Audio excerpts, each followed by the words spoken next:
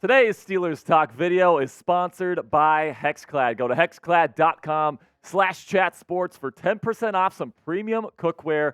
Today, I'm going to be telling you more about their awesome products here in just a second. Then also, on today's show, we're going to be talking about whether or not the Pittsburgh Steelers should be looking to trade Deontay Johnson this offseason. Also, you'll get the latest on Shaquille Leonard, whether or not the Steelers could bring him in here to replace the injured Cole Holcomb and Kwan Alexander. And then also we have a massive Minka Fitzpatrick injury update to share with you guys today. Sounds like he might be coming back here for Week 13. And then also, make sure you stick around to the end of today's show because I'm going to be giving you guys my updated Steelers record prediction after the Steelers beat the Bengals this week here on Week 12 by a final score of 16-10 and the offense putting up over 400 yards. Make sure you click that subscribe button for daily and free Steelers content. Really do appreciate all of your guys' support, so make sure you click that subscribe button for all of our great in-depth Steelers coverage all year round. Now let's get into kind of what everybody's been talking about on Steelers Twitter lately, which has been Deontay Johnson. Of course, yesterday he had that controversial touchdown, non-touchdown, where he dropped it after getting 3 feet in the end zone. And then also on the fumble, just completely standing there, not doing anything. And then when the Bengals pick it up, not even going to try and tackle the guy. So lots of Steelers fans are upset with Deontay Johnson. And now the big question is for the Pittsburgh Steelers is, of course you can't trade him this year. It's already post-trade deadline. You're not going to get rid of him. He's too talented to just simply waive at this point. But could the Steelers potentially trade Johnson during the 2024 offseason, especially because the Steelers could use the extra cap space, man. You look at the current breakdown, the Steelers only have just over $8 million available in cap space for 2024. Now, you could definitely do a bunch of different stuff to create more. You could cut players. You could restructure some guys, all these different things. But also, if you trade Deontay Johnson, that's going to save you $10 million additional dollars in cap space for the 2024 season. The downside to that is that you are going to have to take on $5.8 million in dead cap if he is traded pre-June 1st. And, another reason why this could work is that you can replace him in the NFL draft. 2024 here coming up this spring is expected to be one of the best wide receiver draft classes that we've seen in a very long time. So if you want to replace Deontay Johnson with a cheaper contract here, you could actually do that. But now, you could definitely see why the Steelers could trade Deontay Johnson. But I think a bigger question is, would the Steelers actually want to do that? And I think to answer that question, you got to look at the stats here over the last several years. Starting with the 2023 season, he's had 30 catches so far for 385 yards, only 55 yards per game and just 1 touchdown. Definitely doesn't seem like he's worth the money that he's making currently. But right now, his points above replacement is 8.8, which is actually tied for the lead among Steelers. The only guy that has the exact same is Jaylen Warren. I mean, the fact that George Pickens was lower than both Jaylen Warren and Deontay Johnson was a bit surprising to me, but right now Deontay Johnson is 39th among NFL pass catchers, that's running backs, wide receivers, and tight ends, in points above replacement, which isn't terrible, but it's definitely not necessarily what you're expecting from a guy making as much as Deontay Johnson is. And then over the last 4 years here, he's been a very good wide receiver. Let's just call it what it is. Last year didn't have a single touchdown, but he's never been somebody that's flirted with 100 receiving yards a game. He's been more around the 60 yard range, and then 2021 he did get up to 72.6 there in Big Ben's final year here in Pittsburgh. But overall, Deontay Johnson, great route runner. He's okay after the catch. He makes some stupid decisions running backwards with the football at times. Definitely doesn't have the best hands in the world. And I really do think that what you can get for this guy if you decide to trade him during the offseason is probably a day 2 draft pick. So either round 2 or maybe round 3 draft pick, depending on where his market is. Really don't think you get a first rounder for him. So the big question is that worth the trade? Let me know down there in the comment section. Would you trade a day 2 pick, a round 2 or round 3 pick here in exchange for Deontay Johnson? Are you sending DJ away for a round 2 or round 3 pick? Give me a yes or a no here for the pinned comment on today's show. So YouTube's going to throw you an ad break here in just a couple of seconds. And when that happens, take advantage of that time by giving me a yes or by giving me a no down there in the comment section. For me personally, I think I would probably think about it if it was for a second-round pick here. A third-round pick is probably a little bit too cheap for me personally, because Diontae is a really good route runner. I think he can still be a very valuable piece here for the Pittsburgh Steelers, because you look at the dynamic in the wide receiver room right now, I kind of like where it's at. George Pickens is that true X receiver. Deontay Johnson playing that Z as more of the true get open kind of guy. I like the dynamic here between Gin and Juice in the wide receiver room, so it'd have to be a pretty decent second-round pick for me to get rid of Deontay Johnson, even despite his attitude adjustment that he definitely needs to get here. Now, before I get into the rest of today's content, make sure to check out Hexclad today, hexclad.com/chatsports for 10% off. Are you ready to rock your holiday cooking game this season? Look no further than Hexclad, the revolutionary cookware brand that's changing the way we cook during the most wonderful time of the year. Hexclad's innovative hybrid design combines the best of both worlds, giving you the ease of nonstick, the durability of cast iron, and the versatility of stainless steel. This means you can confidently crush your holiday feast without spending the rest of the week on dishes, and they make it for fantastic gifts for the home chef in your life. To spread holiday cheer, Hexclad is giving our listeners 10% off your order with our exclusive link. Just go to hexclad.com/chatsports, support our show, and check them out at hexclad.com/chatsports for some seriously killer cookware today. What's great about Hexclad is that all of their products have a lifetime warranty. These are literally the last set of pots and pans you will ever have to buy. So for all my cooks out there, Hexclad has to be at the top of your holiday wish this year. We've been partnering with Hexclad for a while, and this is my very own Hexclad pan. Cassie and I pan-sear steak and chicken on this thing probably 2, 3, sometimes 4 times a week. And look at this. It looks like it's right out of the box, super easy to clean, and I also make the best chicken and steaks of my life on this pan. This holiday season, give yourself or a loved one a gift that will actually last forever and change your cooking game for life. For a limited time only, our listeners get 10% off your order at hexclad.com/chatsports. Support our show and check them out at hexclad.com/chatsports. Don't let your cookware hold you back this holiday season. Happy cooking and happy holidays.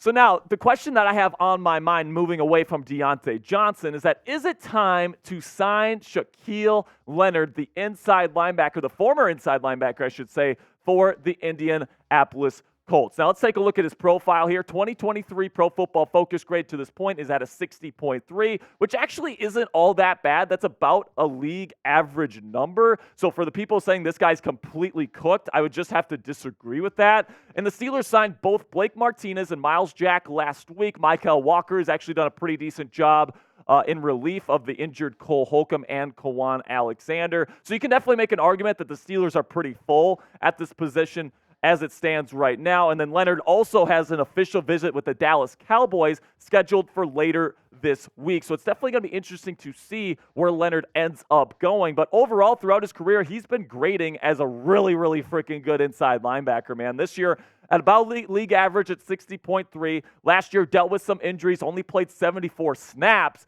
With a grade of 40.6, by far the lowest of his career. But before that, this guy was one of the best linebackers in the National Football League, consistently grading in the top 10 among inside linebackers in the National Football League. Creates turnovers with that awesome punch that he has with those long arms. And he's definitely the type of player that Mike Tomlin loves at the inside linebacker position. Now, when it comes to the financial side of things, if Leonard's is going to be coming here, he's going to be having to take a pretty team-friendly deal because the Steelers only have just over $3 million available in cap space for the rest of this season. And personally, if the money is right, I would love to sign Darius Leonard. I think with those long arms, it helps him in pass coverage. He's a decent athlete still at this point in the year, even though he's dealt with some pretty serious injuries. And I think that he's somebody that's already better than Blake Martinez, Miles Jack, or whoever these other backups that they have brought in to try to replace Cole Holcomb and Kwan Alexander. I think Michael Walker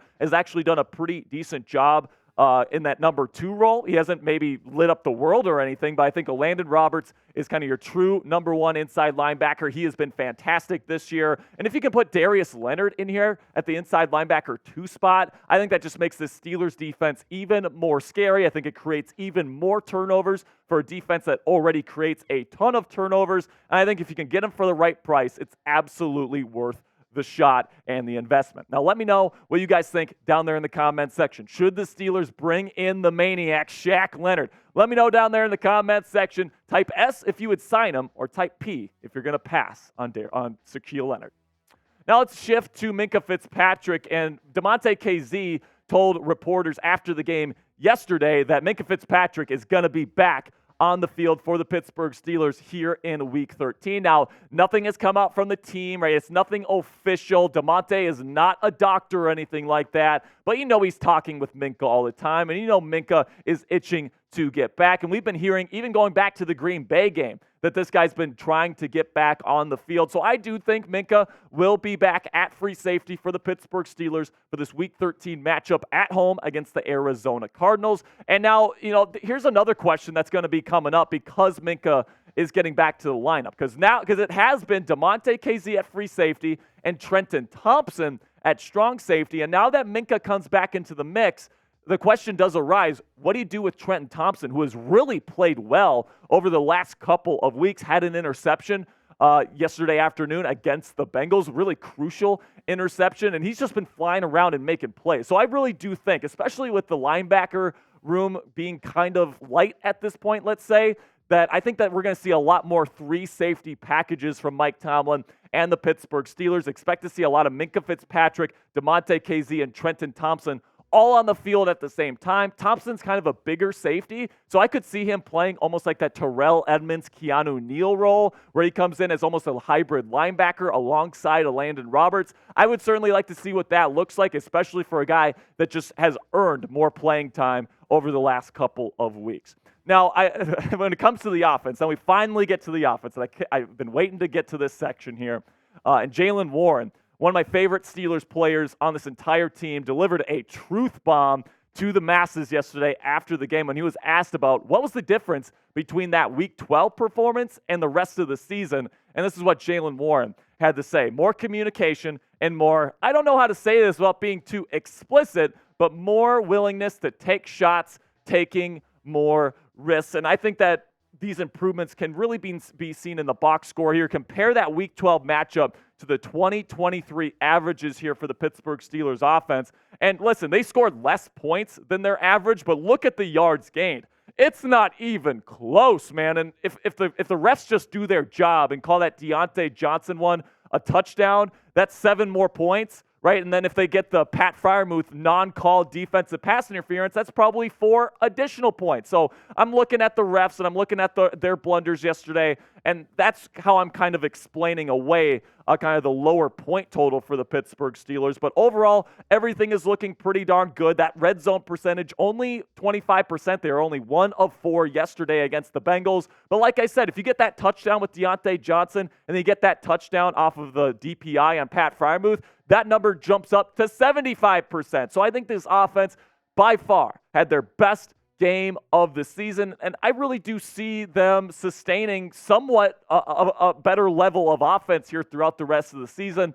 And with the way that this team is playing defensively, keeping teams under 20 points, it seems like every single week, I really think the Pittsburgh Steelers have a chance to be a really dangerous ball club coming down the stretch here of the 2023 season. We look at the remaining schedule here. You already got a win against the Bengals on the road in Week 12 by a final score of 16-10. Don't know why it says 2016 there. And then we're going to go, Coop says that's on him. F Coop in the chat. And then also we got the Cardinals, the Patriots, Colts, and Bengals. All winnable games here over the next 4 weeks. It wouldn't surprise me in the slightest to see the Steelers win the next 4 games and make it 5 wins in a row going into Seattle. Tough game there in Week 17, and then Week 18, another tough one on the road against the first-place Ravens. But right now, the Steelers are sitting in a pretty darn good spot. Their chances of making the playoffs are sitting between 70 and 75%, depending on who you ask at this point, and depending on what probability service that you're using. But right now, the Steelers are sitting in 5th place in the AFC playoff picture. The Browns are sitting at 6th, and the Colts are sitting at 7th. Watch out for the Buffalo Bills to kind of creep up and take one of those spots here, though. And also Houston and Denver are 2 pretty darn good football teams as well. So it's not going to be a cakewalk by any stretch of the imagination. And then when it comes to the division here, the Pittsburgh Steelers sit just a game and a half out of first place. Once again, tied with the Cleveland Browns at 7-4. But right now, Pittsburgh does have the tiebreaker with the Cleveland Browns because they have a better divisional record. And if you win next week against the Cardinals, the Ravens have their bye. So if you win, you're sitting at 8-4, with Baltimore sitting at 8-3. So really looking like the Pittsburgh Steelers have a shot to really make some noise here and potentially make a run for the AFC North title, especially if their offense continues to play well down the stretch. And when it comes to my personal record prediction here, I'm going to go with 11-6 for the Pittsburgh Steelers. I think they win their next 2 here at home. Cardinals, Patriots. I think they'll take a loss to the well-coached Colts team, probably a close game, but the Steelers could absolutely win that game as well. And then I've got them beating the Bengals, losing to the Seahawks at Lumen Field, tough environment. And then I have them winning against the Ravens to take the sweep over the Ratbirds. And 11-6, that's going to probably get you pretty close to potentially winning this division. But I can tell you this much. If we go into Week 18 playing the Ravens, winner of that game wins the division, no way the Pittsburgh Steelers are losing that football game. Now, predict the final Steelers record for me down there in the comments section. Do you agree with me at 11-6? Do you think more 10-7? Do you think maybe even 12-5? I think they could maybe get to 12-5. I'm not going to lie to you guys, but let me know what you guys think down there in the comments section. Predict the Steelers' final record here in 2023.